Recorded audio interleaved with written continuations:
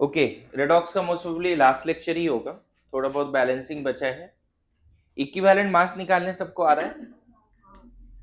Equivalent mass जो theory मैंने पढ़ाया था लास्ट लेक्चर में, बता दूं, इक्विवेलेंट मास मैथमेटिकली होता है मोलर मास बाई, लेकिन जो मेन डेफिनेशन है इक्विवेलेंट मास का, जिसपे 3 क्वेश्चन किया है, बताओ क्या है मेन डेफिनेशन? हाँ, इक्विवेलेंट मास का जो डेफिनेशन है इंग्लिश में लिखवाया था मैंने। हाँ, mass of any substance which can react और produce 8 gram of O2, 1 gram of, very good, ठीक, वेरी गुड। इस पे 2 क्वेश्चन भी किए हमने, है ना? उसके बाद बोला कि चलो वो डेफिनेशन है, लेकिन ये इससे क्वेश्चन हम लोग को करना है ना? Equivalent mass molar mass by n factor. अब एन फैक्टर एसिड के लिए क्या था, बेस के लिए क्या था, सॉल्ट के लिए क्या था, ये याद रखना है। आयंस के लिए क्या था, और फिर हमने शुरू किया था ऑक्सीडाइजिंग एंड रिड्यूसिंग एजेंट के लिए क्या होगा। यही अभी चल रहा था, इस पे 4-5 क्वेश्चन किया भी था। तो इसमें एन फैक्टर का मतलब था, है ना, मोल्स ऑफ इलेक्ट्रॉन या इलेक्ट्रॉन्स लॉस्ट और गेन, वेरी गुड, पर मोल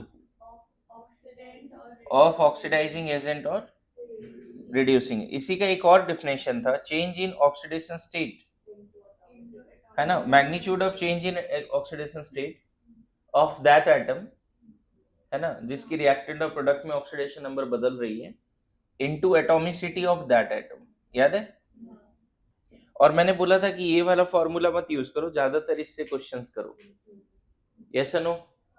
तो चलो इस पे क्वेश्चन करते हुए, पहला क्वेश्चन में मतलब कंटिन्यूएशन में कितने क्वेश्चन कर लिया था हमने?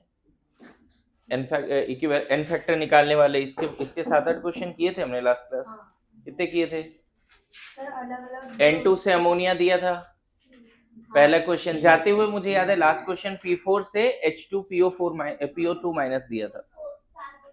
4 ही किए थे। P4 से भी दिया था कुछ एक, ध्यान है? P4 से क्या बनेगा, याद आ रहा है? बढ़िया। तो अभी बता दो, जैसे ऑक्सिलेट आयन है उससे CO2 बन रहा है, तो what is an factor of this? Next question. 4 हुए थे ना, चलो 5th कर देता हूं इसको। 4 हो गए थे? चलो सब लोग ट्राई करो, कौन सा फॉर्मूला लगेगा अगर हाफ सेल दिया हुआ है तो? ये सब एसिड बेस सॉल्ट दिया रहता है तो ये सब, लेकिन हाफ सेल दिया हुआ है तो कौन सा फॉर्मूला लगता है? ठीक है, करिए जल्दी से, फिर लिखिए। ऑक्सिलेट का निकालना है ना इक्विवेलेंट मास। इसमें बदलेगा किसका oxidation state? C2O4 oxalate ion से, ऑक्सिलेट आयन जब CO2 में जाएगा तो कौन से एटम का ऑक्सीडेशन स्टेट बदलेगा? ऑक्सीजन का बदलेगा। हाँ हाँ हाँ, कॉमन सेंस लगाइए थोड़ा। नहीं, अरे आपने टेबल भी बनाया है आतिफ भाई, ये टेबल बनाया आपने, इसमें भी ऑक्सिलेट लिखा हुआ है ना? नहीं है ऑक्सिलेट? हाँ क्या? चलो कोई नहीं, नहीं है तो अभी करेंगे ना, सॉल्व करो। 2 आ रहा है क्या? 2 आ रहा है। सबसे पहला स्टेप, इसको सॉल्व करने के लिए आपको आइडेंटिफाई करना पड़ेगा कि रिएक्टेंट में कौन सा एटम है जिसका ऑक्सीडेशन स्टेट बदल रहा है। जनरली रिएक्टेंट में जो भी कंपाउंड मॉलिक्यूल आयन होगा, रिएक्टेंट में जो भी कंपाउंड मॉलिक्यूल आयन होगा, है ना, समझ में आ रहा है मैं क्या बोल रहा हूं? रिएक्टेंट में जो भी कंपाउंड मॉलिक्यूल आयन होगा, देखिए किसी भी मॉलिक्यूल आयन कंपाउंड अगर हाफ सेल दिया हुआ, रिएक्टेंट में एक मॉलिक्यूल है, प्रोडक्ट में एक और मॉलिक्यूल है, हाफ सेल है ये, समझना, ओवरऑल रिएक्शन नहीं है, इसमें किसका ऑक्सीडेशन स्टेट बदल रहा है? तो जनरली कार्बन का ही बदलेगा। ऑक्सीजन, हाइड्रोजन, इन सब का ऑक्सीडेशन स्टेट ज्यादा नहीं बदलता। हेलोजेंस भी अगर साइड एटम है ना, मतलब साइड एटम पे ऑक्सीजन, हेलोजन ये सब है, तो उसका ऑक्सीडेशन स्टेट ज्यादा नहीं बदलेगा, बदलेगा सेंट्रल एटम का। तो यहाँ पे अगर जल्दी से आप ऑक्सीडेशन स्टेट ऑक्सिलेट का निकालोगे तो कितना आएगा? +3। Very good, +3। और CO2 में कार्बन का, तो मैंने एन फैक्टर के लिए क्या बोला है आपको? Change in oxidation state into किसका चेंज, जिस एटम का तुम कंसिडर कर रहे हो। मैं प्रोडक्ट और रिएक्टेंट में ऑक्सीजन का कंसिडर ही नहीं कर रहा हूँ। देखो ऑक्सीजन प्रोडक्ट में भी -2 पे है और रिएक्टेंट में भी -2 पे है। अगर change in oxidation state of oxygen बोलोगे तो यहाँ 0 हो जाएगा। उसको नहीं कंसिडर करना है, आपको कंसिडर करना है वो एटम जिसका ऑक्सीडेशन स्टेट बदल रहा है, और जिसका ऑक्सीडेशन स्टेट बदल रहा है उसकी एटॉमिसिटी भी लेनी है रिएक्टेंट में। तो n फैक्टर ऑक्सीलेट की कितनी हो गई, और इसकी इक्विवेलेंट मास अब कितनी हो जाएगी, molar mass by 2। Molar mass निकाल लेना, 24 + 64, हाँ 88 ना, तो 44 ग्राम पर इक्विवेलेंट, ऐसे लिख दो 44 ग्राम पर इक्विवेलेंट। मेरी बात आ रही है समझ में, बोलिए ठीक है। लेक्चर नंबर जो भी होगा उसको देना है, और बोर्ड पे जो भी लिख रहा हूं उसको लिखना जरूर है। इधर वाला पार्ट पहले ही लिखा हुआ था, अगर आपको मन था कि लेक्चर देके थोड़ा रिवीजन वाला पार्ट भी लिख ले तो लिख लेना चाहिए था ना। ओके, नाउ नेक्स्ट क्वेश्चन है ना, ये लास्ट क्लास कराया था क्या, MnO4 - Mn+2 में जाता है तो क्या होगा इसका इक्विवेलेंट मास। ध्यान रखना ये एसिडिक मीडियम में ऐसा होता है, एसिडिक मीडियम में MnO4 - Mn+2 में जाता है, ठीक है। तो बता दीजिए इस केस में इसका ऑक्सीडेशन स्टेट कितना है और इसका, तो इसका n फैक्टर कितना होगा, चेंज कितने से, 5 से, और एटॉमिसिटी कितना है मैग्नीज का, तो इसका इक्विवेलेंट मास कोई पूछेगा तो समझ में आ रहा है क्या। नेक्स्ट ये वाला देखो क्वेश्चन कराया या नहीं कराया, ये भी एसिडिक मीडियम में ना, ये भी एसिडिक मीडियम में ऐसा चेंज होता है। मैं बता देता हूँ, हो सकता है आज के टैब टेस्ट में भी ये रहे, तो एकदम ध्यान देना है कि एसिडिक मीडियम में MnO4- कहाँ से कहाँ जाता है, ठीक है। और डाइक्रोमेट भी एसिडिक मीडियम में कहाँ से कहाँ जाता है वो भी निकालना है आपको। तो इसका ऑक्सीडेशन स्टेट ठीक है लिख लेते हैं, +6, इसका +3, चेंज कितने से आया, 3 से, और यहाँ डाइक्रोमेट में क्रोमियम कितना है, 6 हो गए, तो इसका इक्विवेलेंट मास, इतना सिंपल है ये बात, है ना। फटाफट लिखेंगे, एकदम पेन रुकनी नहीं चाहिए, कोई रिलैक्स नहीं। अभी लिखा दूंगा मैं, वो टेबल में है ना, लिखवा दूंगा, है ना। क्लास 12th में भी DNA ब्लॉक में पढ़ना है। मैं बताऊं क्लास 12th में ये दोनों बड़ा इंपॉर्टेंट कंपाउंड है। मैंने लास्ट क्लास बताया था ना, इस पे मैंने कल एक रील भी दिखाया था शॉर्ट थोड़ा सा, dichromate orange in colour, chromate yellow in colour, ये बताया भी था कल, है ना, ठीक है। लिखिए फटाफट लिखिए बच्चे, बैठो मत, ये सब हो गया। अच्छा, वो टेबल में भी ये सारी चीजें लिखी हुई है ना, ठीक है। एक और क्वेश्चन दे, इधर हटा सकते हैं, एक और क्वेश्चन देता हूं, ये थोड़ा सा क्वेश्चन अलग जाएगा आपके लिए। फेरस ऑक्सलेट है और ये जा रहा है +3 में NCO2 में। ये क्वेश्चन का डिस्कशन देख लेना। फेरस ऑक्सलेट रिएक्टेंट में क्या है, फेरस ऑक्सलेट। अभी सिर्फ क्वेश्चन लिख के आप बोर्ड पे देखिए, फेरस ऑक्सलेट, यहाँ फेरस में आयरन +2 पे है, कार्बन +3 पे है, ऑक्सीजन -2 पे। यहाँ पे आयरन +3 पे है, यहाँ कार्बन +4 पे, ऑक्सीजन स्टिल -2। तो यहाँ पे रिएक्टेंट में दो ऐसे एटम हैं जिसका ऑक्सीडेशन स्टेट प्रोडक्ट में बदल गया। यहाँ रिएक्टेंट में ऑक्सीजन है और यहाँ भी है, उसका नहीं बदला, लेकिन आयरन का भी बदला है और कार्बन का भी बदला है। आयरन का क्या हुआ है, बढ़ा ही है, कितने से बढ़ा है, 1 से बढ़ा और 1 ही आयरन है। और इसका भी क्या हुआ है, 1 से बढ़ा है और 2 कार्बन है। तो नेट क्या होगा, नेट 3, एन फैक्टर क्या हो जाएगा, एन फैक्टर नेट, क्योंकि दोनों बढ़ रहे हैं ना। फेरस से फेरिक 1 मोल इलेक्ट्रॉन का लॉस, एंड ऑक्सलेट से CO2 2 मोल इलेक्ट्रॉन का लॉस, टोटल लॉस 3 मोल इलेक्ट्रॉन। तो इसका अगर फेरस ऑक्सलेट का कोई इक्विवेलेंट मास पूछता तो पूरा का मास लेना पड़ता, बाई 3 करना पड़ता। ये एक नया डिस्कशन है, अभी तक कोई ऐसा क्वेश्चन नहीं मिला था जिसमें रिएक्टेंट में 2 एटम थे और प्रोडक्ट में दोनों का बदल रहा था। समझे? याद रखना पड़ेगा, सिर्फ ऑक्सिलेट का 2 है, फेरस ऑक्सिलेट का 3 है। अभी लिखा है ना इससे पहले ऑक्सिलेट वाला सवाल, ऑक्सिलेट का कितना है? ऑक्सिलेट का 2। समझ में आ रहा है? एंड फेरस ऑक्सिलेट का 3। याद रख सकते हैं?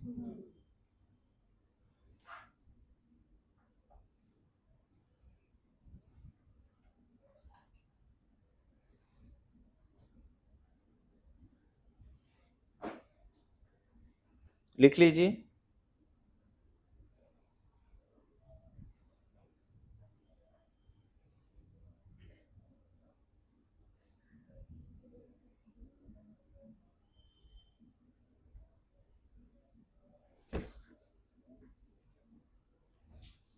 डन?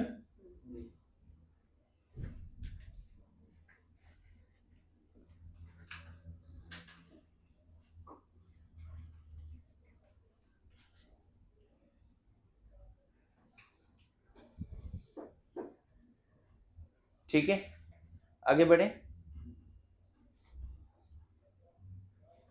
जैसे मान ले H2S से SO3 चला गया, बताओ सल्फ H2S का इक्विवेलेंट मास। H2S से जल्दी ट्राई कीजिए। यहाँ पे फिर से हाइड्रोजन का नहीं मानेंगे, बदला है, ठीक है? हाइड्रोजन का सभी का n फैक्टर 4 आ गया इसमें। यहाँ -2 पे है, यहाँ +6 पे है, तो चेंज है 8 से ना। 8 पर चेंज। हाँ तो मॉड लो ना, मॉड तो लो, क्या दिक्कत है? अच्छा फाइनल माइनस इनिशियल कर लो, चलो चेंज मतलब final minus initial.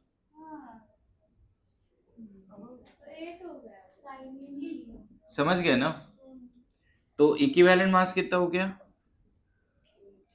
Molar mass by 8। अभी एग्जाम में ऐसे क्वेश्चंस रहेंगे बच्चे, माइनर में भी ऐसे क्वेश्चंस रहेंगे, हाफ सेल दिया रहेगा, आपको पूछा जाएगा ना, ठीक है? ये चेंज 4 का कैसे दिख रहा है? -2 से +6 जा रहा है, आपको चेंज 4 का दिख रहा है। +2 से 6 जाता तब बोलते ना, क्या +2 से 6 जाता तब ऐसा बोल सकते थे तुम, क्या? एक और देखो, AS2S3 ASO4 -3 एंड SO2, इस केस में इक्विवेलेंट मास इसी का बताओ। सोच समझ के निकालना, गलत मत करना इसको, है ना? अच्छा थोड़ा हिंट देता हूँ, फेरस ऑक्सिलेट जैसा होगा ये। किसके जैसा होगा? फेरस ऑक्सिलेट जैसा, है ना? फेरस ऑक्सिलेट अभी किया था ना, ऐड करना पड़ा था, 2 बार आए थे, याद है? फेरस ऑक्सिलेट में भी ऐड करना पड़ा था, याद है?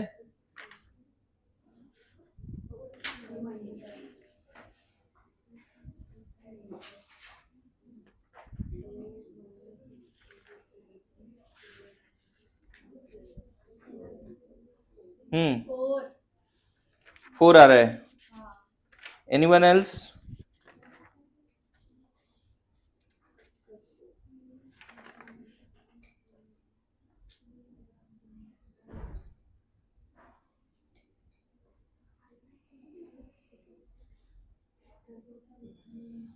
Anyone else?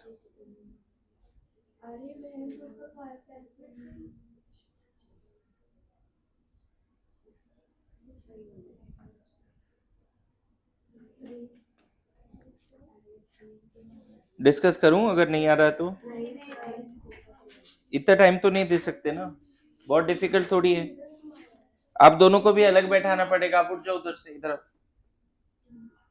डिस्कशन एकदम अलाउड नहीं है, इधर आइए, उठ जाओ इधर, डिस्कशन अलाउड ही नहीं है, एग्जाम में थोड़ी डिस्कस कर पाएंगे।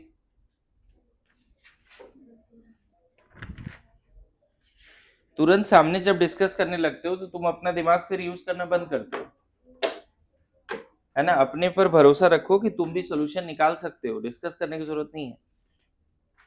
चलो बताओ, अभी बताओ।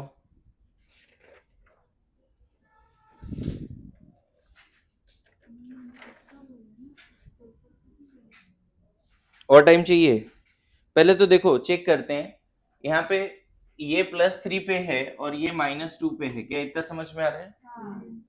एक सल्फर, 3 सल्फर है ना, तो -6 हो गया, और 2 AS है +6 हो गया, तो पर AS कितना हो गया? और पर सल्फर कितना? -2। यहाँ तक कोई दिक्कत है? अच्छा, ये कहाँ गया है बताओ, ये कितना आएगा? +5। ये निकालने आ रहा है सबको? मान लो इसका x बोल दें, जो फर्स्ट मेथड सिखाया था, इसका कितना बोल दें? 1 into x plus 4 into -2 is equal to net charge -3। तो x कितना आ जाएगा इसका? +5। यहाँ पे निकालने की भी जरूरत नहीं है, शायद डायरेक्ट बोल पाओ +4। क्या बोल पाएंगे डायरेक्ट? बढ़िया। अब देखो इसका कितने से बढ़ गया है? पर एटम 2 से बढ़ा है, 2 इंटू 2।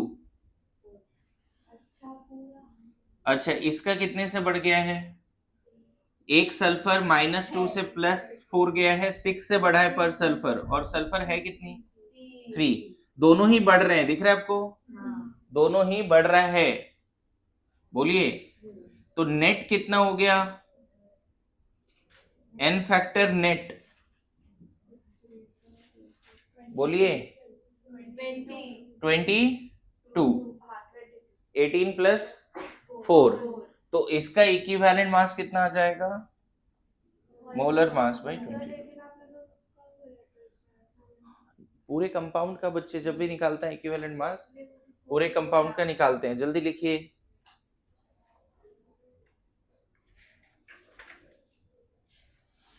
दो एग्जाम्पल ऐसा दिया है आपको मैंने, है ना? एक एग्जाम्पल आपको फेरस ऑक्सिलेट वाला दिया था, और एक अभी और एग्जाम्पल दे दिया, ठीक है?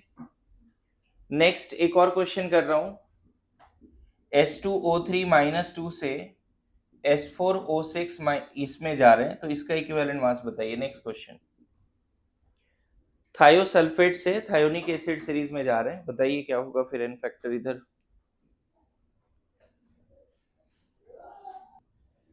डन? सब लोग मॉड्यूल पास में रखेंगे, मॉड्यूल का कुछ क्वेश्चन करते हैं अभी, है ना? ये हो गया ना, ये वाली। देखो इसमें शायद सल्फर कितने पे? +2 पे क्या? +2 पे, और इसमें 2.5 पर सल्फर, राइट? पक्का? तो पर सल्फर चेंज कितने से यहाँ पे? 0.5 से, और सल्फर यहाँ कितना है? 2। पर सल्फर चेंज कितने से है? 2 से 2.5 गया, पर सल्फर चेंज कितने से है? और यहाँ सल्फर कितना है? तो इसका कितना हो गया एन फैक्टर? बस ठीक है, कोई दिक्कत नहीं। Molar mass is equal to equivalent mass हो गया, राइट? है ना? मॉड्यूल निकालिए, उसके कुछ क्वेश्चंस करते हैं इक्विवेलेंट मास का। जैसे नीट रैंकर्स स्टफ्स का क्वेश्चन अगर देखें, क्वेश्चन नंबर 11, रैंकर स्टफ्स का क्वेश्चन नंबर 11 मैं यहाँ लिख देता हूँ, जो नहीं खोज पा रहे हैं वो बोर्ड पे देख सकते हैं, है ना? इसमें भी पूरा नहीं लिख रहा हूं मैं, चलो ठीक है, चलो पूरा ही लिख देते हैं। Cu3P रिएक्ट कर रहा है डाइक्रोमेट से और बना रहा है cupric ion and H3PO3 PO4 ना, हाँ, एंड Cr+3। आपको चलो इसमें इक्विवेलेंट मास इसका भी निकालो और इसका भी निकालो। अब मैंने हाफ सेल नहीं दिया बच्चे, अभी ओवरऑल सेल दिया है, लेकिन कोई दिक्कत नहीं, हाफ सेल के हिसाब से बनेगा। आप इक्विवेलेंट मास पहले इसका निकालो। तो बताओ Cu3P कहाँ गया है? अगर देखा जाए प्रोडक्ट में कहाँ कहाँ गया है ये कहाँ कहाँ गया है? Cu+3 में गया, बस। यहाँ फास्फोरस भी तो है। रैंकर स्टफ का सवाल है, थोड़ा ध्यान दे। ये कहाँ कहाँ गया है प्रोडक्ट में? है ना? ये इधर गया है, और साथ साथ में ये कहाँ गया है? और डाइक्रोमेट कहाँ गया है? Cr3। बस इतना ही है। तो इसका जब भी निकालोगे इक्विवेलेंट मास, तो ये दोनों कंसिडर करना पड़ेगा। इसका निकालेंगे तो सिर्फ एक कंसिडर करने से हो जाएगा। चलो पहले इसका बता देते हैं, कितना होगा एन फैक्टर? कितने का चेंज है? +6 से +3। अभी जस्ट ये क्वेश्चन किया है, 3 से चेंज है, 2 डाइक्रोमेट है, 6 आ गया। इजी है। अच्छा, क्यूप्रिक यहाँ पे बताओगे कॉपर का ऑक्सीडेशन स्टेट क्या है? यहाँ पे कॉपर का ऑक्सीडेशन स्टेट क्या है? फ्रैक्शन में क्यों आएगा? फास्फोरस पे -3 जाता है, 1 आ रहा है। यहाँ फास्फोरस पे -3 जाएगा और ये +1 ईच। फास्फोरस पे -3 जाएगा एंड +1 ईच। अब देखो कॉपर यहाँ पे Cu+1 से Cu+2, क्यूप्रस से क्यूप्रिक गया है, तो कॉपर में पर कॉपर चेंज कितने से? 1, और यहाँ कॉपर कितने हैं? 3। फास्फोरस -3 से +5 गया है, तो पर फास्फोरस चेंज कितने से है? 8 × 1। एक ही फास्फोरस यहाँ दिख रहा है, तो नेट कितना हो गया? 11। बढ़ाई है ना? अरे एक क्यूप्रस आयन, यहाँ पे 3 क्यूप्रस आयन है, लेकिन पर क्यूप्रस आयन चेंज कितने से? 1 से, +1 से +2। अभी जस्ट ऐसा क्वेश्चन किया था AS2S3 वाला, वही सवाल था। ये तीसरा क्वेश्चन है जिसमें 2 एटम की बदल रही है ऑक्सीडेशन स्टेट, एक फेरस ऑक्सीलेट वाला, एक दूसरा क्वेश्चन AS2S3 वाला, और एक अभी रैंकर स्टेप में आ गया। क्यूप्रस से क्यूप्रिक पर एटम चेंज कितना है कॉपर से? 1 से, और कितनी कॉपर है यहाँ पे? 3। अच्छा, फास्फोरस पर एटम यहाँ कितना है? -3। यहाँ पर एटम फास्फोरस कितना है? +5। तो फास्फोरस का 8 से चेंज हुआ और फास्फोरस है कितना? 1। तो नेट कितना हो गया? तो इसका इक्विवेलेंट मास कितना आ जाएगा? Molar mass by 11। देखो है आंसर मॉड्यूल में, हाँ, मोलर मास बाई 11 है। दिख रहा है आपको क्या? कुछ रैंकर स्टेप का सवाल है क्या? एक बार आंसर क्रॉस चेक कर लो, है ना? तो इक्विवेलेंट मास आपको निकालने आना चाहिए। चलो इक्विवेलेंट मास पे और भी क्वेश्चंस कर सकते हैं, लेकिन पहले थोड़ा बैलेंसिंग सीखते हैं, ठीक है? लिखो बैलेंसिंग ऑफ, नेक्स्ट एप्लीकेशन में balancing of redox reactions.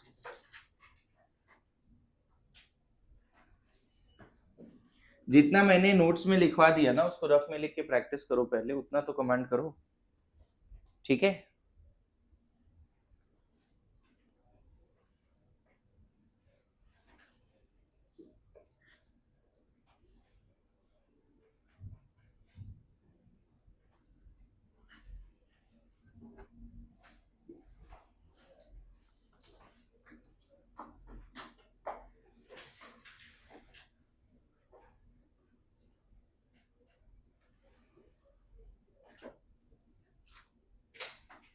Balancing of क्या लिखा? रेडॉक्स रिएक्शंस, ठीक है? देखो बैलेंसिंग में ना, मैं तुम्हें पहले हाफ सेल को बैलेंस करना सिखाता हूँ, ओवरऑल रिएक्शन को बाद में बैलेंस करेंगे। हाफ सेल का बैलेंसिंग का क्या मतलब है? जैसे एकदम सिंपल क्वेश्चन करते हैं, स्टेप्स वगैरह बाद में लिखते हैं। मान लो यहां से यहां जा रहा है, बोलता है इसको बैलेंस कीजिए, एकदम सिंपल सिंपल क्वेश्चन है, बोलता है इसको बैलेंस कीजिए, ठीक है? ये अनबैलेंस्ड है या नहीं है, पहले ये देखो किस अंदाज में ये अनबैलेंस्ड है। आयरन आयरन तो सेम है, एक आयरन एटम, यहाँ पे आयरन का आयन है और यहाँ एटम है, चलो कोई ना कोई एटम तो बैलेंस है, लेकिन चार्ज बैलेंस नहीं। A balance reaction must have same charge on both side. तो इसको बैलेंस करने के लिए क्या करना पड़ेगा जानते हो? 3 इलेक्ट्रॉन बस इधर ऐड कर दो, हो गया बैलेंस, दैट्स ऑल। इतना सिंपल है, इतना सिंपल है। मतलब तुम्हारा आईक्यू बहुत मैटर करता है कि चार्ज बैलेंस। अब देखो मान लो इसको बैलेंस करना है, ऑक्सिलेट, मान लो इसको बैलेंस करना है, तो दिख रहा होगा आपको कि ऑक्सिलेट से CO2 बन रहा है, यहाँ कार्बन कितना है? 2 है, यहाँ कार्बन 2 है क्या? नहीं है। पहले एटम तो बैलेंस करें, तो क्या लिखेंगे? C2O4 -2 gives 2 of CO2। अभी भी बैलेंस हुआ क्या? कार्बन 2 हो गए दोनों तरफ, ऑक्सीजन भी 4 हो गए दोनों तरफ, लेकिन चार्ज बैलेंस हुआ क्या? नहीं हुआ ना। तो इधर नेट चार्ज -2 है, तो इधर भी नेट चार्ज कितना रखना पड़ेगा? -2। तुम्हारे पास चार्ज बैलेंसिंग टूल है, इलेक्ट्रॉन भी ऐड कर सकते हो गया बैलेंस, हो गया बैलेंस। देखो ज्यादा कुछ नहीं था इसको बैलेंस करने में। बोलो। थर्ड क्वेश्चन, मान लो बोलते हैं S2O3 -2 से S4O6 -2, इसको बैलेंस करना है। हाँ पहले तो देखो सल्फर इधर 4 है, इधर 2 ही है, तो इधर 2 से मल्टीप्लाई करेंगे ना। बोलो। पहले हमने एटम बैलेंस कर लिया, कोई दिक्कत नहीं। अभी चार्ज बैलेंस है क्या, चेक करो पहले। चार्ज बैलेंस है क्या? इधर 2 × 4 -4 हो गया ना इधर, और इधर -2 है। आपको चार्ज बैलेंस करने के लिए यहाँ पे इलेक्ट्रॉन ऐड करनी पड़ेगी। तो ये तो बहुत बेसिक वाला क्वेश्चन हो गया जिसको तुम बैलेंस कर पा रहे हो। जैसे मान लो बोल दिया 2H+ गिव्स H2, अब इसको बैलेंस करना है। तो कुछ करना नहीं है इसमें बच्चे, 2H+ + 2 इलेक्ट्रॉन, देखो ना 2H+ H2 दे रहा है, तो हाइड्रोजन तो बैलेंस ही है ऑलरेडी। हमें दिख रहा है कि नेट चार्ज इधर +2 उधर 0 है। तो बहुत बार क्या होता है, चार्ज बैलेंसिंग करने के लिए इलेक्ट्रॉन यूज करते हैं, इलेक्ट्रॉन का लॉस या गेन। जैसे इसमें इलेक्ट्रॉन का गेन हुआ है, इसमें लॉस हुआ है, इसमें भी लॉस हुआ है, और इसमें गेन हुआ है। बहुत बार चार्ज बैलेंसिंग के लिए हम लोग क्या यूज करते हैं, इलेक्ट्रॉन का लॉस या गेन। समझ में आ रहा है? यहाँ पे हमने हाइड्रोजन क्यों नहीं बैलेंस किया, ऑलरेडी बैलेंस था ना, 2H+ H2 दिया हुआ था क्वेश्चन में, 2H+ H2 दिया हुआ था। तो हमें सिर्फ क्या बैलेंस करने की जरूरत पड़ा, देखो अभी भी एक्चुअल स्टेप्स नहीं बता रहा हूँ, 11th के हिसाब से भी बेसिक बातें क्लियर किया कि कैसे चार्ज को बैलेंस करते हैं, ठीक है। लेकिन ये सब बहुत सिंपल सा रिएक्शन है जिसको तुम बैलेंस कर रहे हो। मान लो दिया हुआ है I- से I2 जा रहा है, कैसे बैलेंस करोगे इसको, I- से I2 जा रहा है, सबसे पहले यहाँ 2 लिख दें, क्योंकि हमें आयोडीन तो बैलेंस करना है। अरे वाह सीख गए, इधर क्या लिख दें, हो गया, वेरी गुड। समझ में आ रहा है? लेकिन स्टेप्स को थोड़ा सा एक्सटेंड करते हैं, और स्टेप्स में क्या आ सकता है मैं बताता हूँ।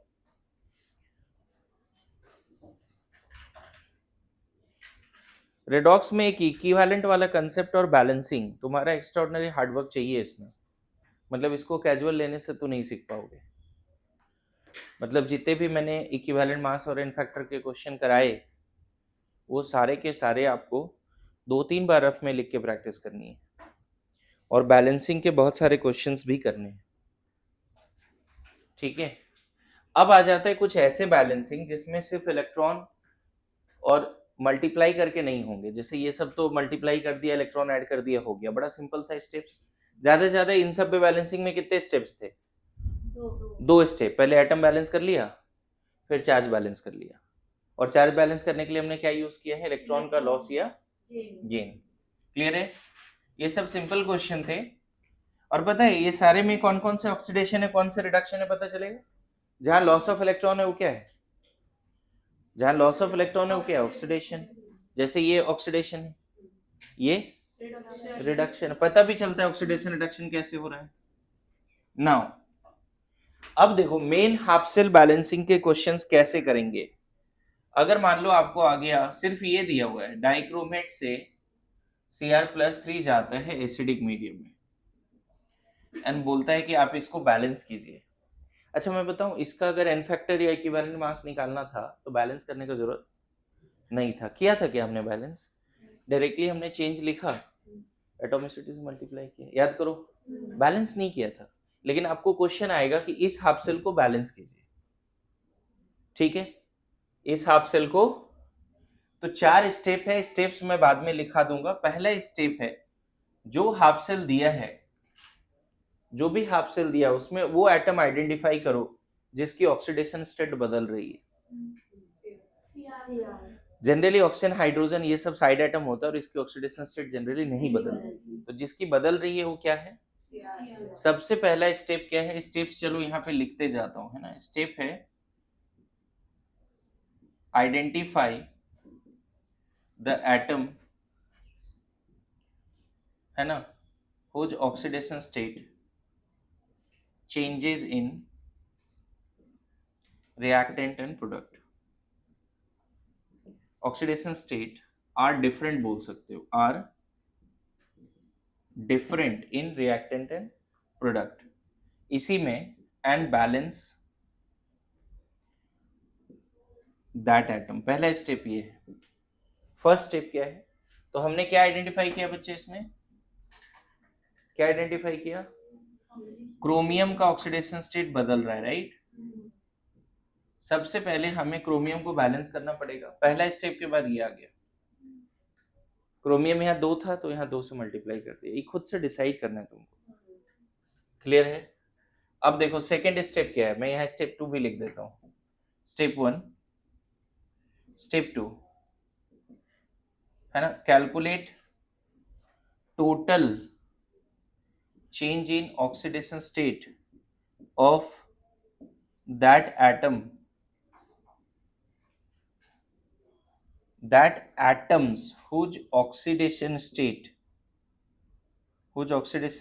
are different in reactant and product। क्या है इस लाइन में, क्या है तुम अंग्रेजी में लिखा है, समझ पा रहे हो लाइन का क्या मतलब है? क्या बोल रहे हैं मैंने? Calculate total change in oxidation state, मतलब बेसिकली एन फैक्टर की ही बात हो रही है अगर समझो तो। Calculate total change in oxidation state of that atoms, कौन से एटम्स जिसकी ऑक्सीडेशन स्टेट डिफरेंट, मतलब पहला वाला जिस एटम को तुमने बैलेंस किया ना फर्स्ट स्टेप में, उसी एटम का टोटल लॉस और गेन, इसी को हम बोल सकते हैं, पता है, टोटल लॉस और गेन ऑफ इलेक्ट्रॉन। इसी स्टेप को दूसरे अंदाज में कैसे लिख सकते हैं, है ना, टोटल लॉस और गेन ऑफ इलेक्ट्रॉन या इलेक्ट्रॉन्स, यही है। मुझे बताओ, क्रोमियम की बदल रही थी ऑक्सीडेशन स्टेट रिएक्टेंट प्रोडक्ट में, क्रोमियम का रिएक्टेंट और प्रोडक्ट में अलग अलग ऑक्सीडेशन स्टेट था, ये मैंने देखने के साथ ही मार्क कर दिया, ऐसे समझो, जैसे ही हाफ सेल देखा उसको मार्क कर दिया, मार्क कर दिया। अब जिसकी बदल रही है, पहला स्टेप बोल रहा है उस एटम को पहले बैलेंस कर लो। मैंने देखो ऑक्सीजन को नहीं बैलेंस किया है, ऑक्सीजन इधर 7, इधर कहाँ है 7, है ही नहीं। क्रोमियम यहाँ 2 है, यहाँ पे क्रोमियम को 2 कर लिया। क्या स्केलेटन रिएक्शन में क्रोमियम बैलेंस था?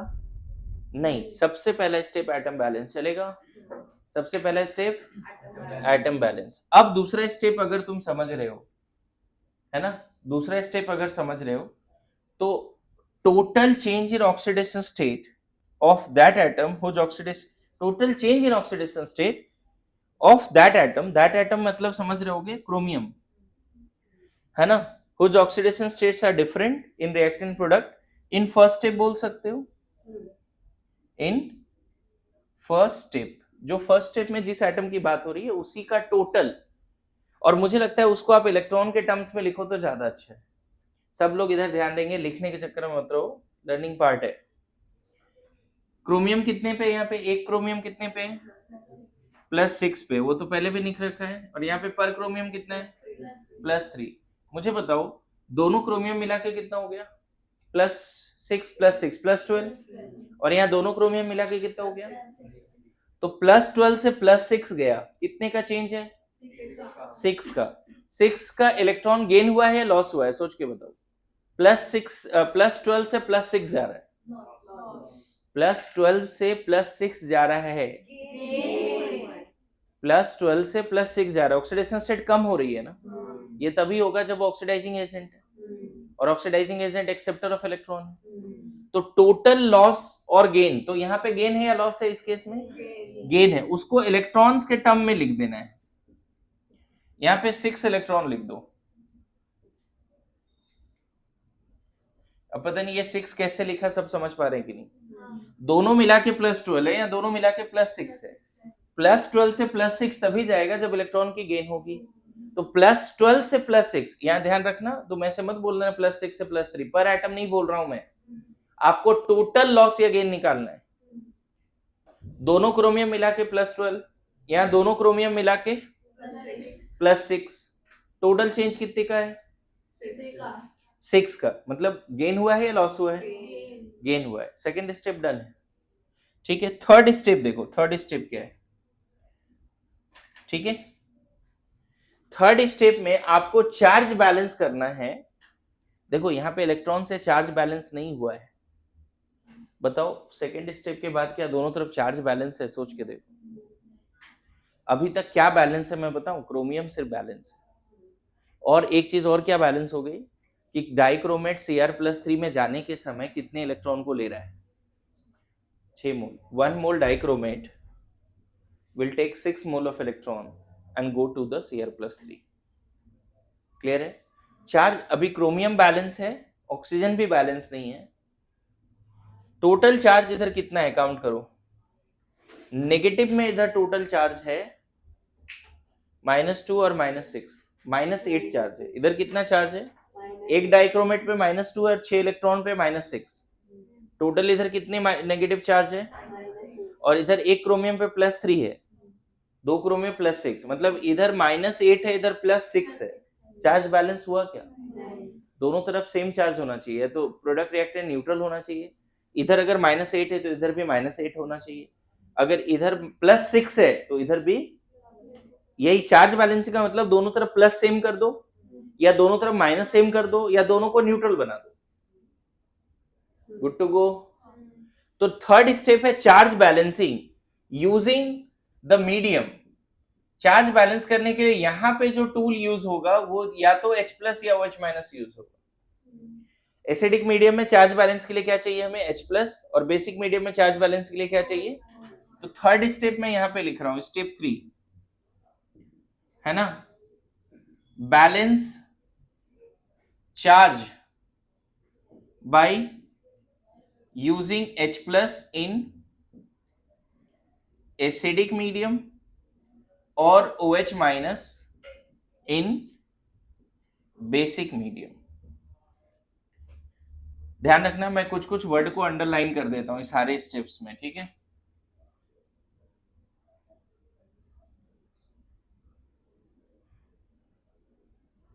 अभी एक वर्ड बनाऊंगा तब समझ में आएगा क्या हमें बना रहा हूं। यहाँ पे एक शॉर्टकट स्टेप्स बना देंगे आपके लिए। आपको क्या करना है, क्या बैलेंस करना है? आपको बैलेंस करना है चार्ज। समझ गए? चार्ज बैलेंस करने के लिए आप बताओ ओवरऑल स्केलेटन में कौन सा मीडियम दिया है? तो क्या बैलेंसिंग टूल है चार्ज आपके पास? H+। जब भी आपके पास H+ चार्ज बैलेंसिंग टूल है, इसका मतलब आप दोनों तरफ पॉजिटिव चार्ज सेम कर सकते हो या ज्यादा से ज्यादा दोनों तरफ न्यूट्रल बना सकते हो। समझ में आ रहा है? मुझे बताओ इधर -8 है और इधर +6 है, दोनों तरफ +6 करने के लिए H+ किधर ऐड करना है? दिमाग लगाओ थोड़ा। इधर +6 है और इधर -8 है। मैं चाहता हूं कि चार्ज बैलेंस हो जाए। इधर अगर और H+ ऐड करोगे तो इधर प्लस बढ़ता जाएगा, इधर प्लस बढ़ता जाएगा ना, H+ इधर ऐड करोगे तो। मैं वही समझा रहा हूं, दोनों तरफ अगर +6 करना है और तेरे पास +6 करने के लिए टूल क्या है? H+। अगर H+ इधर ऐड करोगे तो +6 और प्लस इधर बढ़ता जाएगा, इधर तो -8 ही रहेगा। इधर कुछ कर ही नहीं रहे हो ना तुम, आपको दोनों तरफ प्लस सेम करना है। तो जिधर नेगेटिव चार्ज है उधर H+ ऐड करोगे तब तो जिधर पॉजिटिव है उसके बराबर होगा। कॉमन सेंस है। तो चलो इतना तो समझ में आ गया, H+ इधर ऐड करना है। पता नहीं ये आया कि नहीं अभी तक समझ में आया है? आया है? हाँ ना क्या? हाँ आया है। अब बताओ चलो H+ इधर ऐड करें या उधर इधर ऐड करें, ये तो समझ में आया। कितने ऐड करें इधर? कितने? 14। Very good. देखो Cr2O7 -2 प्लस 14 H+ कर देते हैं, 6 इलेक्ट्रॉन 2 Cr+3। चेक करना इधर नेट चार्ज अब कितना है, चेक करो। -2 -6 कितना? -8 और +14 सब मिला के कितना हो गया? +6। Very good. और उधर कितना है net charge? Now charge is balanced, now charge is balanced.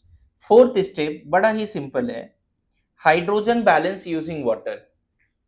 Step 4 क्या है ना? बैलेंस हाइड्रोजन यूजिंग वाटर, बस इतना ही है। Balance hydrogen using water. मुझे बताओ हाइड्रोजन कहां पे ज्यादा दिख रहा है रिएक्टेंट में? 14 हाइड्रोजन दिख रहा है इधर, उधर हाइड्रोजन कितना दिख रहा है? 0. Balance reaction must have same atom in reactant and product. तो इधर अगर 14 हाइड्रोजन है तो इधर भी हाइड्रोजन कितना चाहिए? 14 चाहिए हाइड्रोजन। लेकिन हाइड्रोजन बैलेंस करने के लिए टूल क्या है? चार्ज बैलेंस करने के लिए एसिडिक मीडियम में टूल था H+ और बेसिक मीडियम OH-। लेकिन हाइड्रोजन बैलेंस करने के लिए जो टूल है वो है वाटर। अच्छा, चार्ज बैलेंस जैसे ही तुम कर रहे हो तो हाइड्रोजन घट बढ़ जा रहा है, रिएक्टेंट या प्रोडक्ट में हाइड्रोजन की संख्या ज्यादा हो जा रही है। यस या नो? तो बताओ हाइड्रोजन बैलेंस करने के लिए वाटर किधर ऐड करें, प्रोडक्ट साइड या रिएक्टेंट साइड? सबको समझ में आ रहा है? तो Cr2O7 -2 14H plus 6 इलेक्ट्रॉन जो है वो तो सब ऐसे ही लिखो, यहाँ पे 7H2O लिख दो, 7H2O लिख दो। यहां तक समझ रहे हो? अब मुझे बताओ इन सब में, है ना, इन सब में कौन सा एटम है जो अभी बैलेंस नहीं है? चेक करते हैं। क्रोमियम कितना है? 2 है। यहाँ पे कितना है? क्रोमियम बैलेंस है। ऑक्सीजन कितना है? 7। ऑक्सीजन कितना है? 7।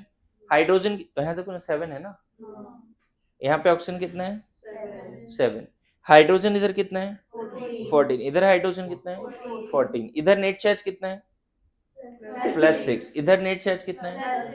हो गया बैलेंस। ये 4 स्टेप में बैलेंस होगा हाफ सेल। क्लियर है?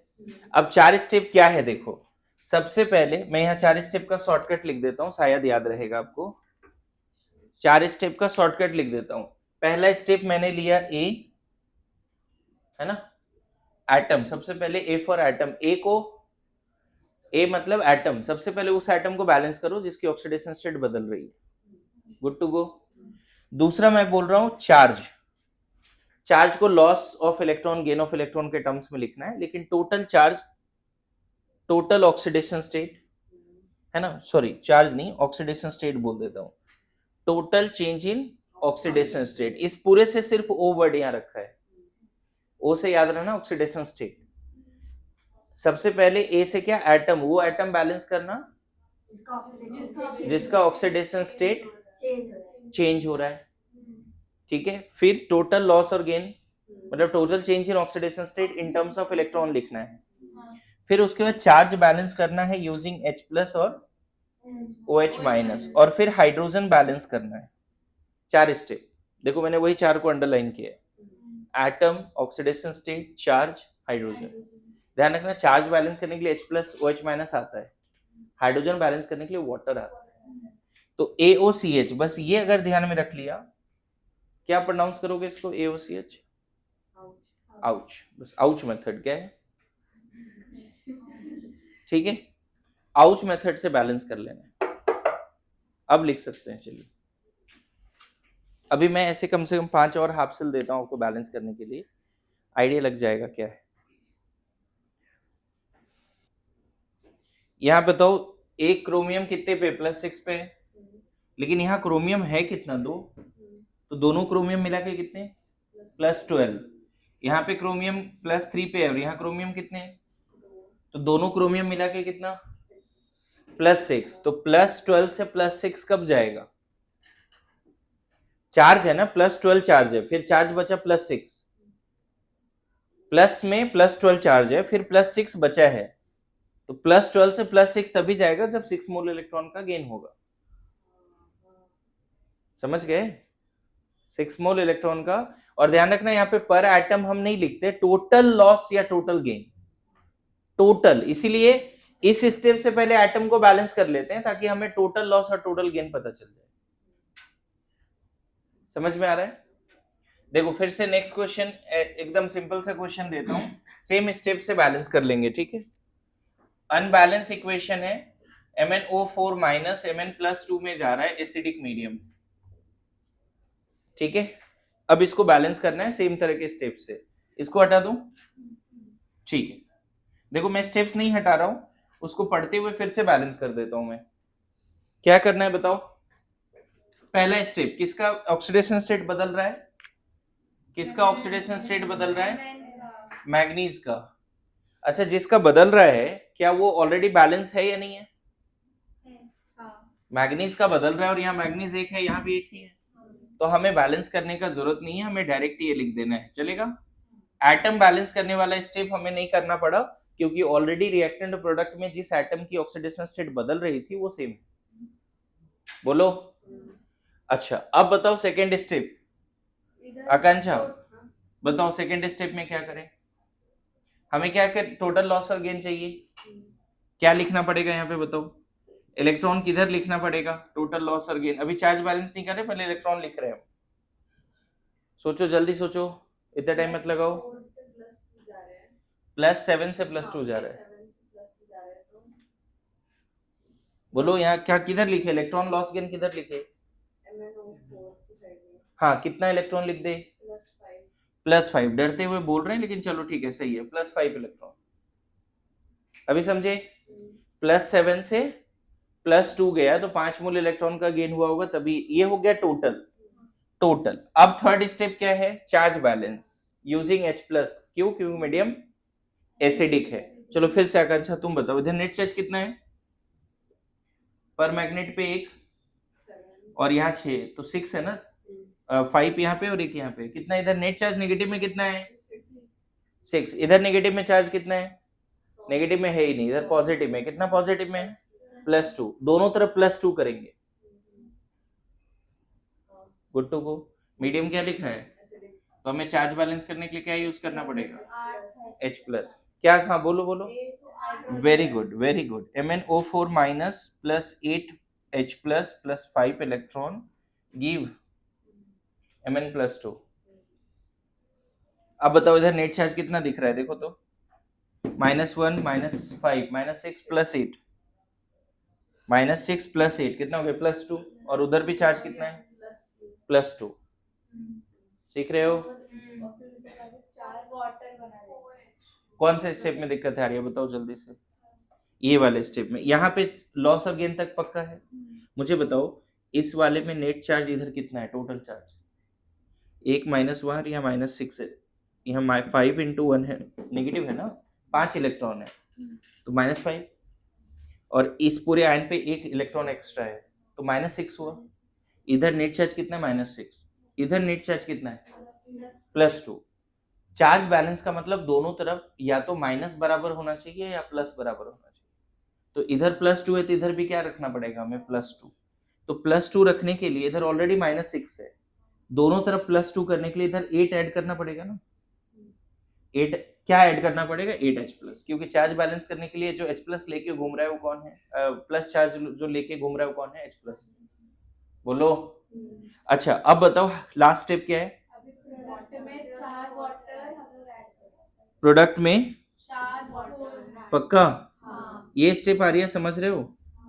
प्रोडक्ट में क्या ऐड कर दें, 4H2। अब क्रॉस चेक कर लेना, लास्ट में हिट एंड ट्रायल एंड जो अब तुम्हारा IQ है हमेशा रहता है कि आप एक बार क्रॉस चेक जरूर करो।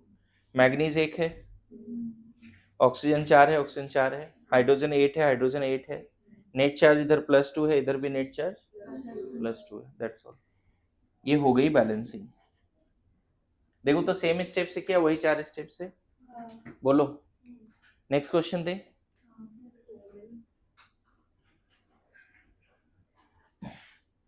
अभी हाफ सेल सीख रहे हो, बाद में ओवरऑल भी बैलेंस करना पड़ेगा। हाफ सेल मतलब सिर्फ लॉस या गेन हो रहा है ना, यहाँ पे देखो इलेक्ट्रॉन का सिर्फ गेन हो रहा है अभी दोनों में, ये कहलाता है रिडक्शन हाफ सेल, ये कहलाता है reduction half cell. Redox reaction में रिडक्शन हाफ सेल भी होता है, ऑक्सीडेशन हाफ सेल भी होता है। रेडॉक्स बैलेंस करने के लिए पहले हाफ सेल बैलेंस करना सीख लिया, ठीक है। नहीं, oxidation half cell reduction half cell same method है, AOCH। दोनों का अलग करेंगे फिर बाद में ऐड करके फाइनल रिएक्शन।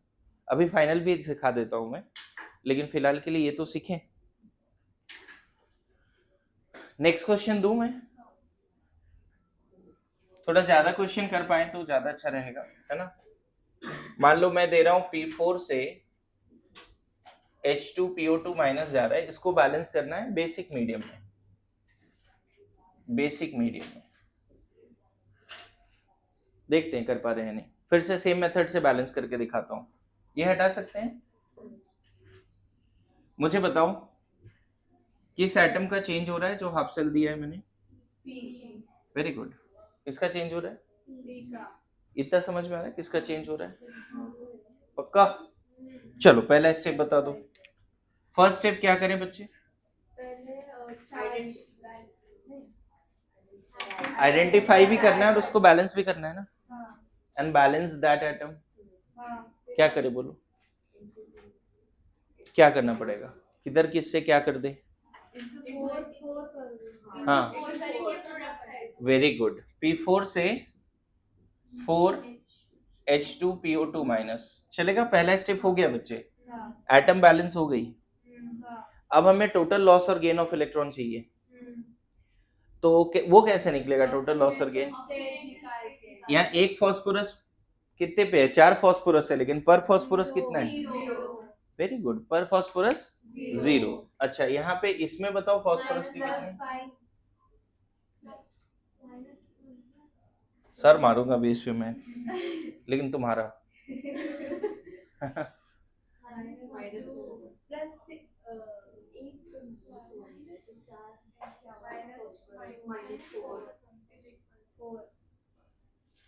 नहीं नहीं, आप ये 4 को छोड़ दो। इसमें ये मॉलिक्यूल है ना, इस मॉलिक्यूल के लिए इसका कितना होगा? +1।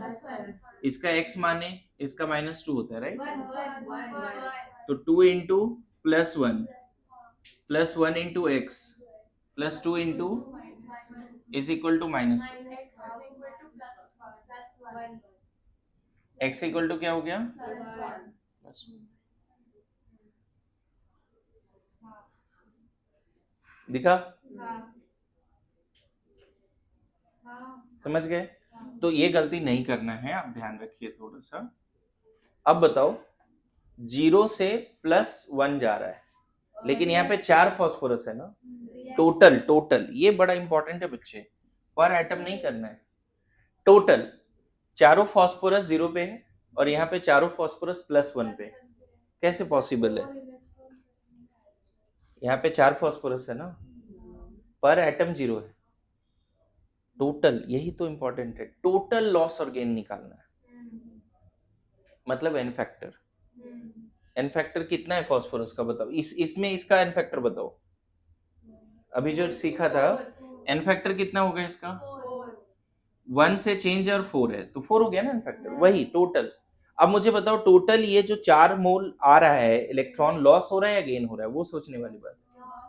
ऑब्वियसली 0 से +1 जा रहा है। एटम पहले न्यूट्रल था, पर एटम न्यूट्रल था, पर एटम +1 हुआ, तो हर एटम एक इलेक्ट्रॉन लूज किया है।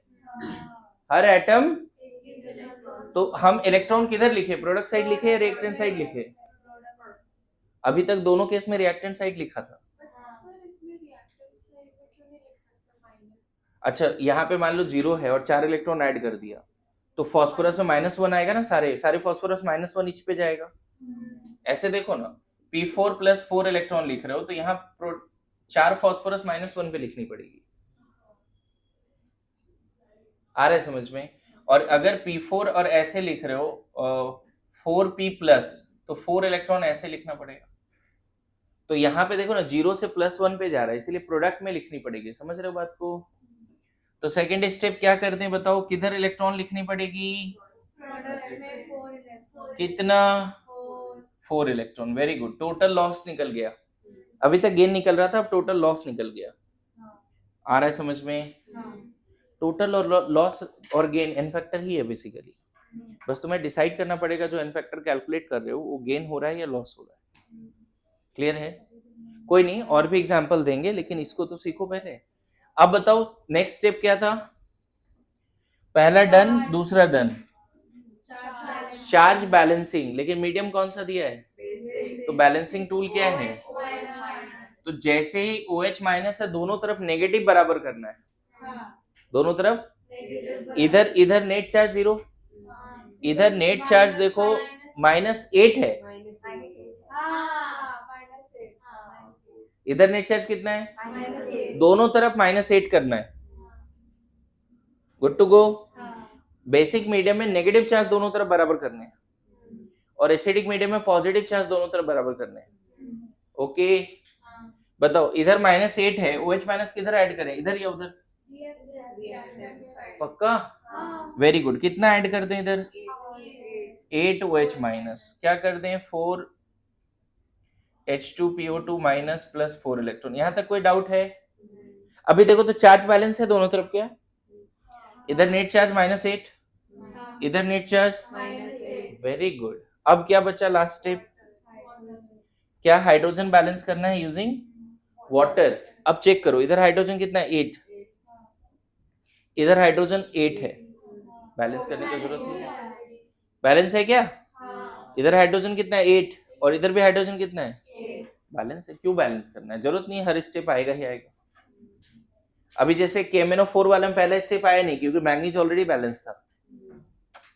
अभी जो MnO4 माइनस से Mn+2 लिखा था, उसमें पहला स्टेप देखा, एटम बैलेंस करने का जरूरत नहीं पड़ा, क्योंकि ऑलरेडी बैलेंस था। तो जो बैलेंस है उसको जबरदस्ती फिर मल्टीप्लाई नहीं करना है। अच्छा, अब चेक करो, फॉस्फोरस 4 है दोनों तरफ, यहाँ 4 और यहाँ 4 into P, 4 phosphorus balance. Oxygen इधर 8 है, 8 इंटू O, 2 इंटू 4 8 है ना। हाइड्रोजन, ऑक्सीजन, फॉस्फोरस सब बैलेंस है। चार्ज इधर -8, इधर भी चार्ज -8 है। डन। बस ये स्टेप में जाने की जरूरत भी नहीं पड़ा। क्लियर है? बोलो, अब तो सीख जाओ यार, डिफिकल्ट थोड़ी है इतना। हाँ, है डिफिकल्ट क्या?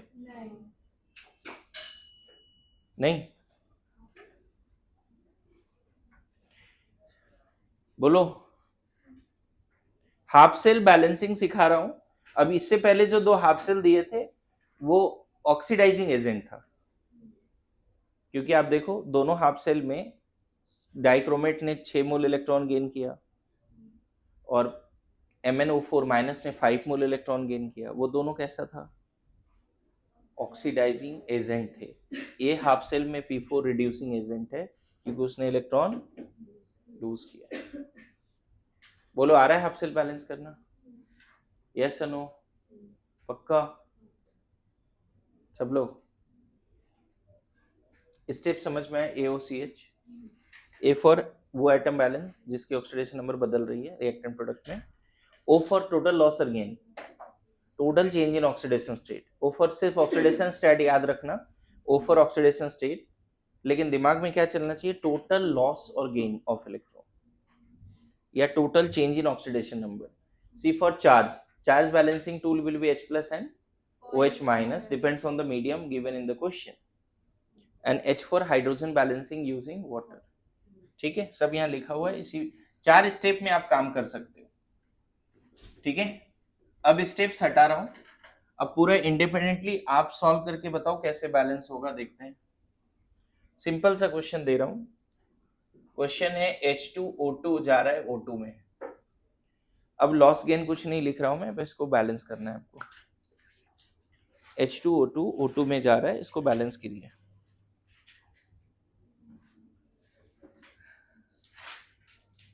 जर्नी हर स्टेप आएगा, आप थोड़ा दिमाग लगाइए। मीडियम एसिडिक ही रखो, ठीक है? नहीं हो पाएगा? क्या हो गया? ओके, देखो सबसे पहला स्टेप, यहाँ ऑक्सीजन -1 पे है, अगर ये सही निकाल रहे हो तो। हाइड्रोजन पेरोक्साइड है, ऑक्सीजन हमेशा -2 पे होता है, लेकिन हाइड्रोजन पेरोक्साइड में ऑक्सीजन -1 पे होता है। ठीक है, और प्रोडक्ट में ऑक्सीजन 0 पे है, -1 से 0। पक्का? अच्छा, जिसका बदल रहा है वो ऑलरेडी बैलेंस है, तो पहला स्टेप एज इट इज लिख दो। ठीक है, अब बताओ -1 से 0 पर ऑक्सीजन, -1 से 0, यहाँ 2 ऑक्सीजन है मतलब -2, इच -2। देखो दिमाग में ऐसे चलना चाहिए कि दोनों ऑक्सीजन -1 पे है और यहाँ दोनों ऑक्सीजन 0 पे है। कैसे पॉसिबल है? कैसे पॉसिबल है? गेन या लॉस? ये तो सोचने वाले। गेन होगा, -1 पे है और ये गेन करेगा तो और ज्यादा नेगेटिव पे जाएगा ना मैडम। -1 से 0 जा रहा है, ऑक्सीडेशन स्टेट बढ़ रहा है। इधर गेन का क्या मतलब है? जब रिएक्शन ऐसा लिख रहे हैं, यहाँ इलेक्ट्रॉन लिखे तो बोलेंगे गेन होगा, और इलेक्ट्रॉन इधर लिखे तो बोलेंगे लॉस हुआ है। दोनों ऑक्सीजन -1 पे है और प्रोडक्ट में दोनों ऑक्सीजन किस पे है? तुम बताओ ये बैलेंस है क्या? अगर ऐसे लिख दें तो क्या ये बैलेंस है? कैसे बैलेंस होगा? रिएक्टेंट या प्रोडक्ट? यहाँ दोनों -1 पे है, दोनों 0 पे है, तो ये दोनों का जो एक्स्ट्रा इलेक्ट्रॉन है वो बाहर निकल गया ना, दोनों का एक्स्ट्रा इलेक्ट्रॉन बाहर निकल गया, तभी तो ऐसा पॉसिबल है। कोई कंफ्यूजन नहीं है, मैं बताऊं। दोनों ऑक्सीजन -1 पे है, दोनों ऑक्सीजन 0 पे है, कैसे पॉसिबल? और इलेक्ट्रॉन लेने से क्या -1 पे है और इलेक्ट्रॉन लेगा तो प्रोडक्ट में क्या वो -2 3 पे नहीं चला जाएगा? Common sense. और इलेक्ट्रॉन नहीं ले सकता ये, इस केस में इलेक्ट्रॉन क्या करेगा? ये लूज करेगा। तो सेकंड स्टेप देखो, टोटल लॉस गेन के बाद क्या लिखना है? यहाँ पे 2 इलेक्ट्रॉन लिखना पड़ेगा।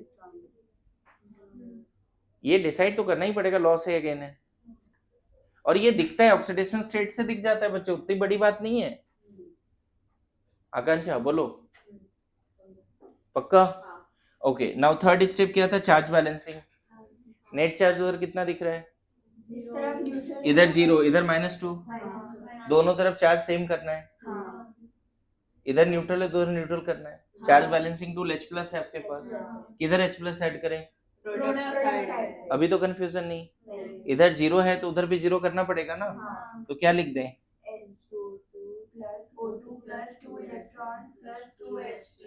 बोलो, कोई दिक्कत? अब इधर नेट चार्ज कितना है? 0, और इधर नेट चार्ज कितना है? 0। अच्छा चेक करो, हाइड्रोजन बैलेंस है, ऑक्सीजन बैलेंस है, चार्ज बैलेंस है, इससे आगे जाने की जरूरत नहीं।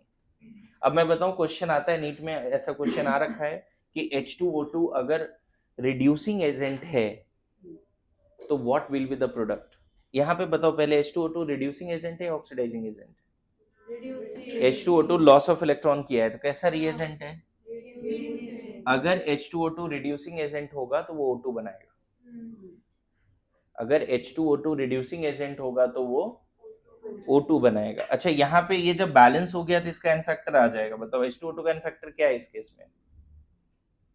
तुम बताओ, पर मोल ऑफ, यहाँ तो वो कैलकुलेट भी मत करो, पर मोल ऑफ H2O2 कितना मोल इलेक्ट्रॉन का लॉस है? तो हो गया एन फैक्टर 2। जब बैलेंस कर रहे हैं तो फिर वो वाला फॉर्मूला थोड़ी लगाएंगे, ऐसे वो फॉर्मूला भी लगा के निकालो। पर एटम कितने का चेंज है?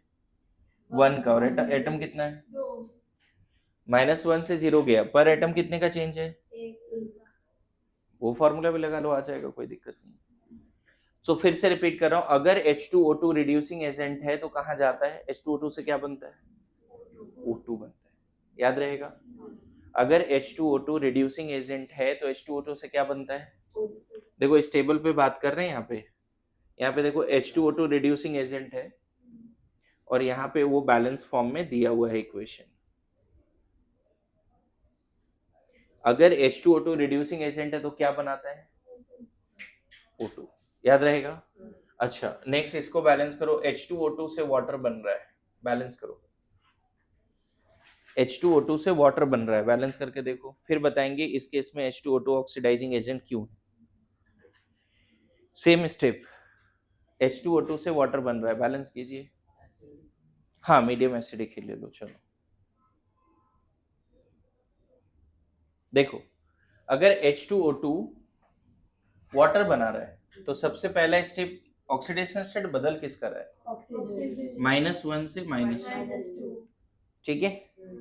तो पहला स्टेप यहाँ पे उस एटम को बैलेंस करो जिसका ऑक्सीडेशन स्टेट बदल रहा है, तो सामने 2 से मल्टीप्लाई करना पड़ेगा, ऑप्शन नहीं।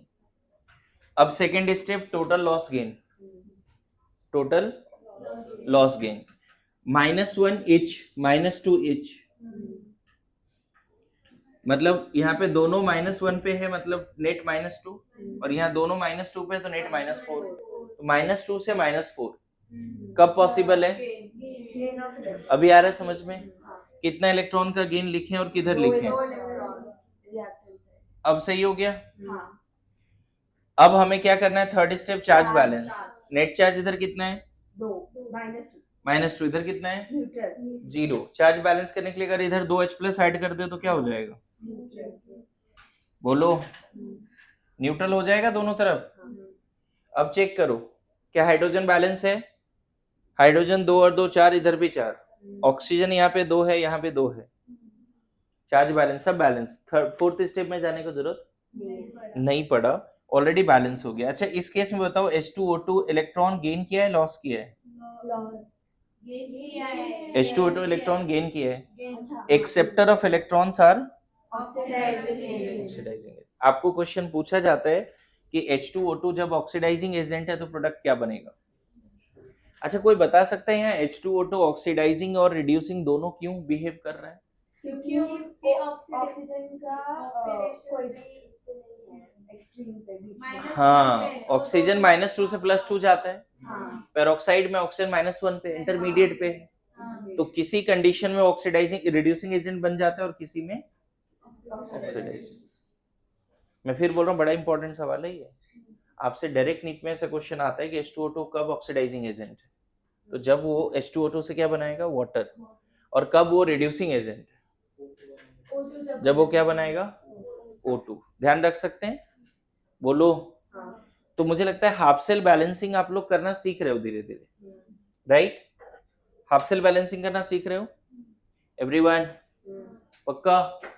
अब ओवरऑल रिएक्शन बैलेंस करते हैं। क्वेश्चन कैसा आएगा मैं बता देता हूं, इसको हटा सकते हैं। ओवरऑल रिएक्शन में एक 5वां स्टेप ऐड होगा बस, है ना, 5वां स्टेप ऐड होगा।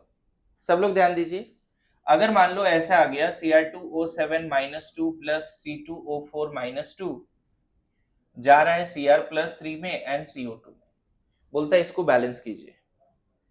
This is overall redox reaction. में बताऊं this is overall unbalanced redox reaction. How come, अभी तक तुम देखते थे सिर्फ डाइक्रोमेट और यहाँ Cr+3 देखते थे अभी तक जितने, या इधर ऑक्सिलेट और इधर CO2 देखा था, सब साथ में रख दिया ना, सब क्या रख दिया, साथ में रख दिया, क्लियर है।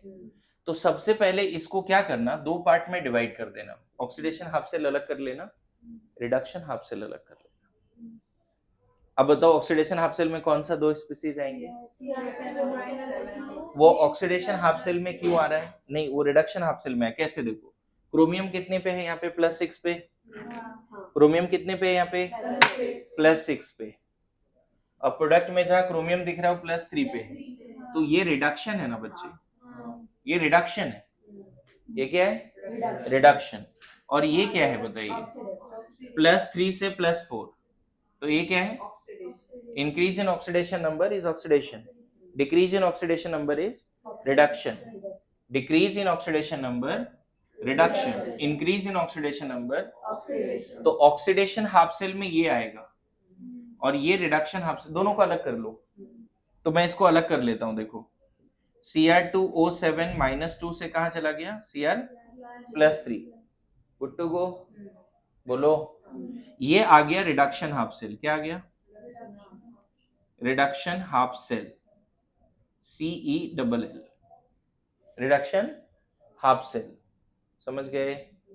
ये क्या आ गया रिडक्शन हाफ सेल। अच्छा जिसका रिडक्शन होता है वो कहलाता है ऑक्सीडाइजिंग एजेंट, जिसका रिडक्शन होता है वो कहलाता है oxidising agent. Oxidation half cell में क्या आएगा बच्चे, ऑक्सीडेशन हाफ सेल जल्दी बोलो क्या आएगा, C2O4 -2 से CO, गुड टू गो।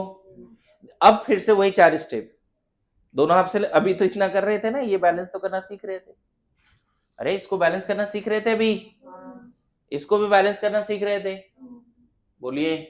अब सेपरेटली पहले दोनों को बैलेंस कर लो। मैं डायरेक्ट बैलेंस कर दूं क्या यहाँ पे बताओ, सारे स्टेप लगा के डायरेक्ट लिख दूं, मैं बताऊं देखो ये आएगा Cr2O7 -2 plus 14H plus 6 electron 2Cr+3 plus 7H2, हो गया बैलेंस AOCH।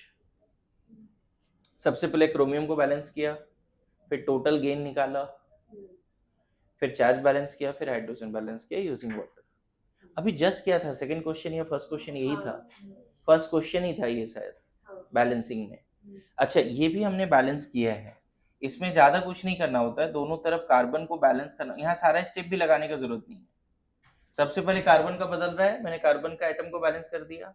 अब चार्ज बैलेंसिंग में यहाँ H प्लस OH जोड़ने का जरूरत नहीं है, यहाँ 2 इलेक्ट्रॉन ऐड करने की जरूरत है बस। अभी जस्ट किया था ये बैलेंस, पता है इसमें सब स्टेप आया भी नहीं। याद करो शुरू के 4 रिएक्शन जो कराया था, AOCH से पहले भी 4-5 रिएक्शन कॉमन सेंस वाले कराए थे। रिएक्शन ऑक्सिलेट CO2 में जा रहा है, बताओ कार्बन यहाँ 2 है, CO2 में कार्बन कितना है, 1 है, तो पहले कार्बन तो बैलेंस करो, फिर से एटम बैलेंस, एटम बैलेंस हो गया। अब हमको दिख रहा है कि यहाँ पे जो ऑक्सिलेट है वो -2 पे और यहाँ CO2 0 पे है, दोनों तरफ चार्ज बैलेंस करने के लिए डायरेक्ट हम यहाँ इलेक्ट्रॉन भी यूज कर सकते हैं। इनफैक्ट हम टोटल इलेक्ट्रॉन देखो, सबसे पहले क्या निकाला था, एटम बैलेंस, फिर मैंने बोला था लॉस और गेन ऑफ इलेक्ट्रॉन, फिर आया था H प्लस। यहाँ H प्लस और वाटर क्यों नहीं आएगा, H प्लस वाटर क्यों नहीं आएगा इसमें, 2 स्टेप लास्ट वाला 3-4 स्टेप क्यों नहीं आएगा, क्योंकि चारों ऑलरेडी बैलेंस हो गया ना। अरे ऐसा नो, अदर आइटम सब बैलेंस है, सिर्फ चार्ज बैलेंस करने के लिए हमें H प्लस चाहिए था, लेकिन इलेक्ट्रॉन का लॉस जैसे ही किया चार्ज बैलेंस हो गया। बोलो, सबसे पहले इसको बैलेंस करने के लिए क्या करना, किसका ऑक्सीडेशन नंबर बदल रहा है इस केस में, कार्बन का। इधर कार्बन कितना है, इधर कितना कार्बन है, क्या कर दे, दोनों तरफ कार्बन बराबर कर दें, कर दिया। अब बताओ इधर नेट चार्ज की टोटल लॉस निकालो, दोनों कार्बन +3 पे मतलब +6, यहाँ दोनों कार्बन +4 पे मतलब +8, तो +6 से +8 कब जाएगा, +6 से +8 कब जाएगा, जब 2 मोल इलेक्ट्रॉन का लॉस होगा। तो इधर 2 मोल इलेक्ट्रॉन हमें लिखना पड़ेगा। ये इलेक्ट्रॉन चार्ज बैलेंस के लिए नहीं आया है, ये इलेक्ट्रॉन चार्ज बैलेंस के लिए नहीं आया है, मेरी बात समझो। यहाँ दोनों कार्बन +3 पे है ऑक्सिलेट में मतलब +6, और यहाँ दोनों कार्बन CO2 में +4 पे है मतलब +8, तो +6 से +8 कब जाएगा, जब 2 मोल इलेक्ट्रॉन का लॉस होगा। तो हमें इधर 2 मोल इलेक्ट्रॉन लिखना ही पड़ेगा, जस्ट लाइक दिट कि यहाँ पे हमने 6 मोल इलेक्ट्रॉन लिखा था। लेकिन पता है इस केस में इलेक्ट्रॉन लिखने के बाद चार्ज बैलेंस नहीं था, इसीलिए H प्लस का स्टेप आया। यहाँ पर चार्ज बैलेंस नहीं था, इसीलिए किसका स्टेप आया, H प्लस का स्टेप आया। आ रहा है समझ में, चार्ज बैलेंस नहीं था इसीलिए किसका स्टेप आया, H प्लस का। बोलो, फिर से रिपीट करें, यहाँ पे चारों स्टेप लगे, AOCH सब लगा तब जाके बैलेंस हुआ, लेकिन यहाँ पे सिर्फ लगा है A और O, मतलब एटम बैलेंस और टोटल लॉस गेन, बस गुड टू गो। अच्छा, आगे वहां चार्ज बैलेंस करने का जरूरत क्यों नहीं पड़ा, हाइड्रोजन का क्यों नहीं जरूरत पड़ा, वाटर का क्यों नहीं जरूरत पड़ा, ऑलरेडी बैलेंस हो गया। अब देखो, तुमने दोनों हाफ सेल, तुमको ये रेडॉक्स रिएक्शन दिया था, अभी लिखना कुछ नहीं, पूरा अंडरस्टैंडिंग की पार्ट है। ये रेडॉक्स रिएक्शन दिया था, बोलता था इसको बैलेंस कर दीजिए, ठीक है, दिस इज अनबैलेंस। क्या ये बैलेंस है क्या रेडॉक्स रिएक्शन? अच्छा, ये रेडॉक्स रिएक्शन भी आयनिक फॉर्म में दिया हुआ है, आयंस है ना, देखो ना हर जगह आयंस है, आयनिक फॉर्म में रेडॉक्स रिएक्शन दिया है, डाइक्रोमेट से Cr+3 एंड ऑक्सिलेट से CO2। तो जैसे ही आपको रेडॉक्स रिएक्शन देगा, 2 हाफ सेल अलग अलग कर लेना, कर लोगे, वो डिसाइड हो जाएगा ना कौन ऑक्सीडेशन हाफ सेल है कौन रिडक्शन हाफ सेल है। रिडक्शन हाफ सेल में गेन ऑफ इलेक्ट्रॉन होगा, कितने इलेक्ट्रॉन का गेन हुआ है, और ऑक्सीडेशन हाफ सेल में क्या होगा, लॉस ऑफ इलेक्ट्रॉन होगा। फिफ्थ स्टेप क्या आ जा रहा है, देखो फिफ्थ स्टेप आ जा रहा है ना, multiply both half cell with smallest integer so that loss and gain of electrons become equal and then add both half cell. ये है फिफ्थ स्टेप। अब मैं बताता हूँ फिफ्थ स्टेप को यहाँ कैसे अप्लाई करेंगे। दोनों हाफ सेल को पहले हमने AOCH से बैलेंस कर लिया। यहाँ क्या दिख रहा है बच्चे, कितने मोल इलेक्ट्रॉन का लॉस है, और यहाँ पे कितने का। हमें दोनों को इस तरह से मल्टीप्लाई करना है स्मॉलेस्ट नंबर से, ताकि दोनों का लॉस गेन बराबर हो जाए।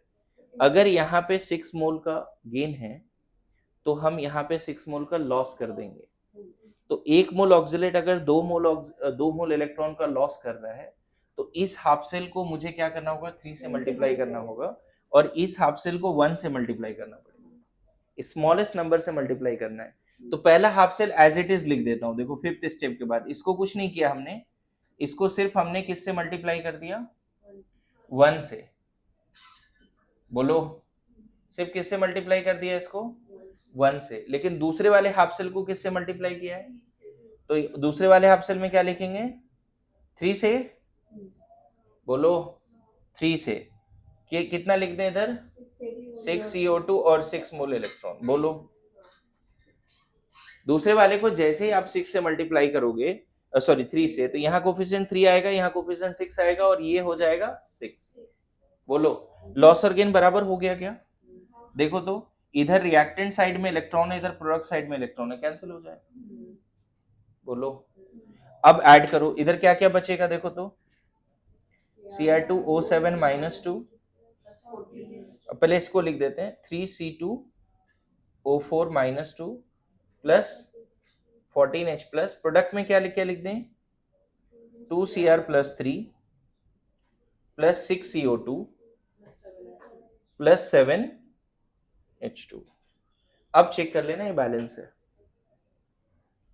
बैलेंस है ये, दोनों तरफ चेक करो। क्रोमियम कितना है, 2, इधर भी 2, ऑक्सीजन 7, और यहाँ पे है तुम्हारा 12, 3 into 4, 7 and 12 कितना ऑक्सीजन हो गया, 19 ना।